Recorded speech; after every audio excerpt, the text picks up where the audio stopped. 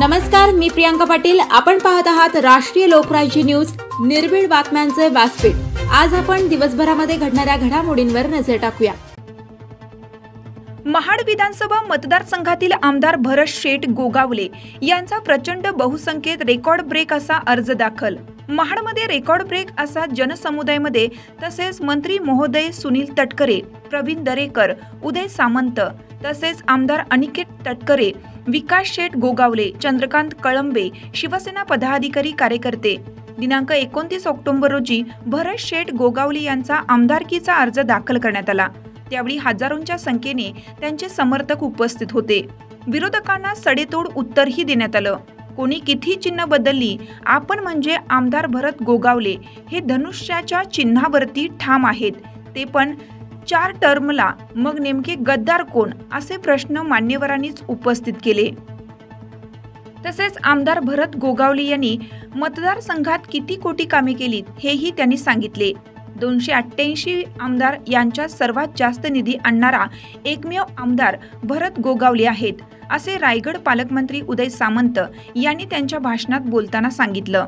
आणि समर्थकांचा एकच यलगार, दसरा दिवाळी एकच भेट, आमदार परत भरत शेठ।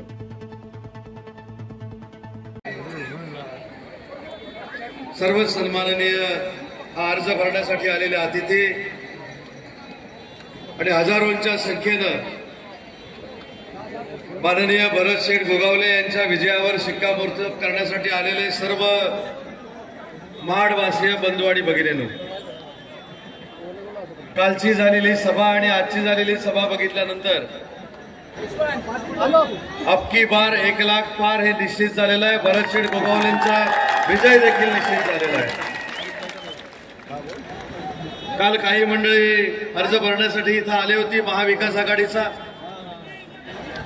भरत शेठवर टीका करत असताना त्यांनी माझ्यावर देखील टीका केली, सरकारवर देखील टीका केली।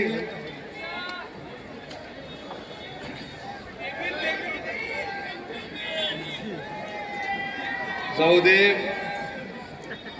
त्यांनी टीका केली म्हणून माझं जरा थोडं फक्त ऐकून घ्या। काल त्यांनी आपल्याला असं सांगितलं की भरत शेठ गोगावलेंना विधानसभेमध्ये पाठवण्यापासून रोखायचं आहे। पण मला आपल्या सगळ्यांना धन्यवाद द्यायचे आहेत की हजारोंच्या संख्येनं उपस्थित राहून भरत शेठ पुन्हा एकदा चौकार मारणार आहेत, ते आपण सगळ्यांनी मिळून निश्चित केलेलं आहे। पूर्वीचे उद्योगमंत्री देखील इथं आले होते।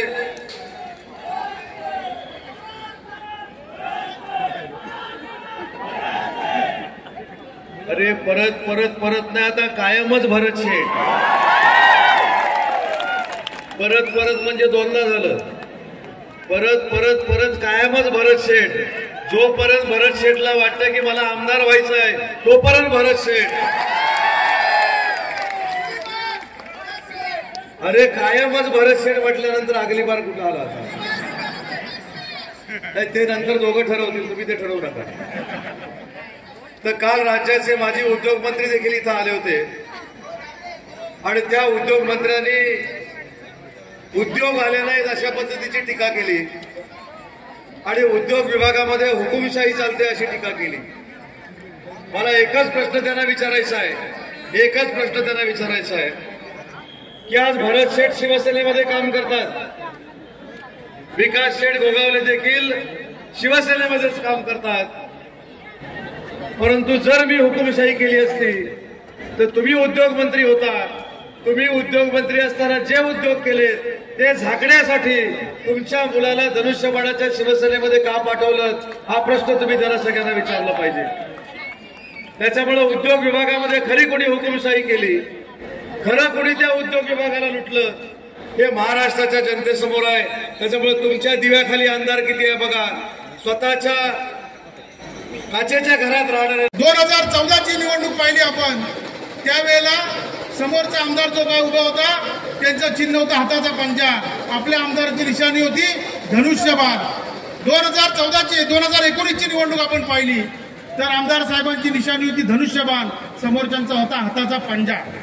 आणि आता जे उभे आहेत त्यांचे आहे हाताची मशाल आणि आपलं काय, मग गद्दार कोण? आणि प्रवीण भाऊ पहिल्यांदा या महाडच्या इतिहासामध्ये ठाकरे कुटुंबातलं कोणतरी इथं सभेला यावं लागलं आणि उमेदवारी अर्ज दाखल करावा लागला, याच्यातच भरत शेठ गोगावले यांचा विजय आहे. कारण की आज संपूर्ण मतदारसंघामध्ये काम करत असताना आता काही लोक सांगतायत की आमचं घर एमआयडीसीच्या चुलीवरती चालतं. आता परवाच्या दिवशी त्यांना व्हाईट हाऊसमध्ये बदलवले होते कुणीतरी, त्यांना माहिती नसेल अजून. परंतु मला कुणाच्या व्यक्तिगत जीवनावरती बोलायचं नाहीये. परंतु याद राखा, जर आमच्या वाटेला गेलात तर मात्र सुट्टी नाही. कारण की भरत शेठने आम्हाला शिकवण दिलेली आहे, माझ्या आईने मला शिकवण दिलेली आहे की विकास स्वतःहून कुणाला पाय लावायचं नाही, परंतु आपल्याला पाय लावला तर मात्र सोडायचं नाही आहे. आणि म्हणून आज आमचे आजोबा आले होते परवा, आता त्याच्यावर पप्पा बोलतील, प्रवीण भाऊ बोलतील, अनिकेत भाई बोलतील. म्हणजे कोण आता तुम्हाला माहिती आहे, देसाई साहेब. देसाई साहेब, माझी आपल्याला विनंती आहे, मी आपल्याला एक चांगलं श्रद्धेचे स्थान ठिकाणी या ठिकाणी मानतो. आज इलेक्ट्रॉनिक मीडिया माझी समोर आहे, परंतु 23 तारखेनंतर तुमची कुंडली मी मीडियासमोर वाचून दाखवताना नाही. फक्त तुम्ही एवढं लक्षात ठेवा, कुठलं कशा बॅगा गेले 7.5 वर्षामध्ये गेल्या. आता उद्योगमंत्री मान्य उदय सामंत साहेब थोड्याच वेळात येणार आहेत, ते पण आपल्याला सांगतील. 8 वर्ष यांच्याकडे उद्योग खातं होतं, किती लोकांना नोकऱ्या दिला विचारा. 8 वर्ष यांनी आम्हाला काय दिलं हे पण विचारा. 8 वर्ष भरत शेठने निधी मागितला तर या लोकांनी निधी दिला नाही. ज्या वेळेला अजितदादांच्या नेतृत्वाखाली, फडणवीस साहेबांच्या नेतृत्वाखाली आणि शिंदे साहेबांच्या नेतृत्वाखाली हे सरकार आलं, त्यावेळेला जवळपास 95 कोटी रुपयाचा रस्ता एमआयडीसीचा तो आधार उदय सामंत साहेबांच्या नेतृत्वाखाली आपण मंजूर करून आणला. आता हे सांगतायत खंडीखोर आमदार यांचा कार्टा गुंड. बरं बाबा, मी कार्टा, व तुमचा मुलगा आमच्या सोबत आहे, तुमचा मुलगा शिंदे साहेबांसोबत काम करतोय, तो पण माझ्या वयाचा एवढा आहे. अधिक न बोलता आपल्याला सर्वांना लक्षात ठेवायचं आहे, येणारी 20 तारीख ही आपल्याला अत्यंत महत्वाची आहे. शिवसेना, भाजप, आरपीआय महायुतीचा उमेदवार म्हणून आपल्याला भरत शेठना धनुष्यबाण चिन्ह समोर बटन दाबून आपल्याला त्यांना विजय करायचा आहे. माझी तुम्हाला सर्वांना विनंती आहे, आपल्यासोबत मित्रपक्ष आहेत. ज्या वेळेला लोकसभेला आपण तटकरे साहेबांचं काम केलं भाजप शिवसेना म्हणून, आता दोन्ही मी त्या दिवशी सांगितलं, सुनील तटकरे साहेब पण भरत शेठचा फॉर्म भरायला येतील आणि अनिकेत भाई पण येतील आणि त्या दोघांनी तो शब्द या ठिकाणी पाळलेला आहे. परंतु अनिकेत भाई, जो 5000चा लीड या निजामपूर जिल्हा परिषद मतदारसंघामध्ये शिवसेना राष्ट्रवादीचा होता, तोच लीड या निजामपूर जिल्हा परिषद मतदारसंघात तुम्ही द्या. बाकी महाडमध्ये आम्ही त्यांना झोडून काढतो, एवढंच मी आपल्याला या निमित्त सांगतो आणि आपली सर्वांची रजा घेतो. जय हिंद, जय महाराष्ट्र, वंदे मातरम. धन्यवाद विकास शेठ. कोकण विभागीय संपादक दिलीप जाधव. ताज्या बातम्यांसाठी आणि अपडेट्ससाठी राष्ट्रीय लोकराज्य न्यूज चॅनलला सबस्क्राईब करा, तसेच लाईक आणि शेअरही करा.